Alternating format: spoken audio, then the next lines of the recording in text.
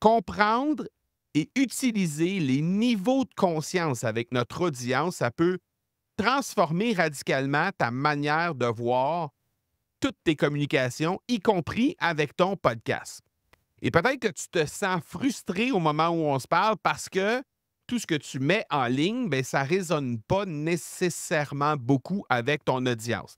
Ben, tu n'es pas tout seul parce qu'il y a beaucoup d'experts qui se sentent exactement de la même façon et qui luttent pour trouver la bonne manière pour connecter efficacement avec leur audience. La prise de conscience, c'est la clé de toutes les communications qui pourraient être efficaces avec ton groupe, avec les gens qui te suivent, avec ton réseau. Et quand tu vas pouvoir comprendre les niveaux de conscience de ton audience, ça va te permettre de créer des messages qui vont vraiment résonner profondément. Et sans cette compréhension-là, ça va être très difficile pour toi de pouvoir y arriver.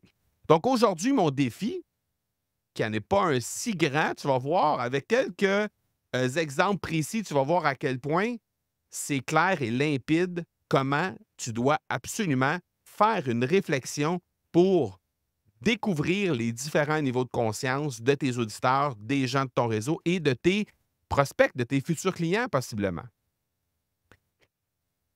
Imagine que tu parles à un enfant de 3 ans et que tu lui parles en utilisant des tournures de phrases, des mots que tu utiliserais avec un adulte, avec tes parents, par exemple. Tu réalises très rapidement que ton message ne va absolument pas passer. C'est clair, hein? OK, là, je te mets ça très imagé et très accentué comme façon de te l'expliquer, mais c'est exactement la même chose en marketing.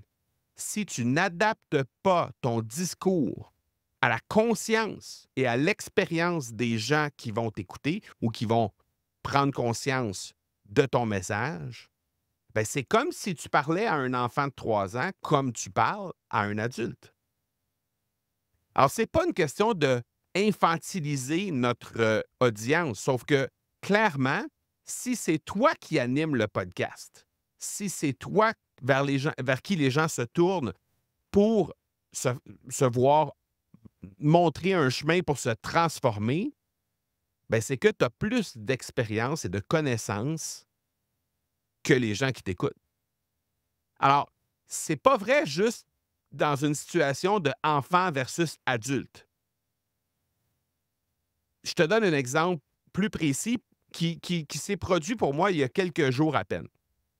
Il y a quelques jours, j'ai eu la chance de donner une conférence tout près de chez moi, dans une super grosse salle, mais une salle complètement neuve. Donc, une salle où il y avait 1000 places, donc il y avait 984 personnes, en fait, pour être précis, qui entraient dans cette salle-là, et il y avait une technologie incroyable. En fait, c'est la salle qui a la plus grande technologie au Québec. C'est-à-dire qu'il y a plein de films, il y a plein de grandes marques qui viennent tourner leur publicité, leurs films directement dans ces studios-là, tellement la technologie, elle est exceptionnelle dans cette salle-là. Donc, il y avait quelqu'un que je connaissais, que je connais, qui s'appelle Yann Lajoie, qui avait organisé une journée directement dans cette salle-là et pendant laquelle il y avait des gens qui étaient invités à prendre parole pendant une vingtaine de minutes, une trentaine de minutes, selon les conférenciers et conférencières, et bien évidemment, lancer leur message sur leur domaine respectif. Donc, tu comprendras que moi, je suis allé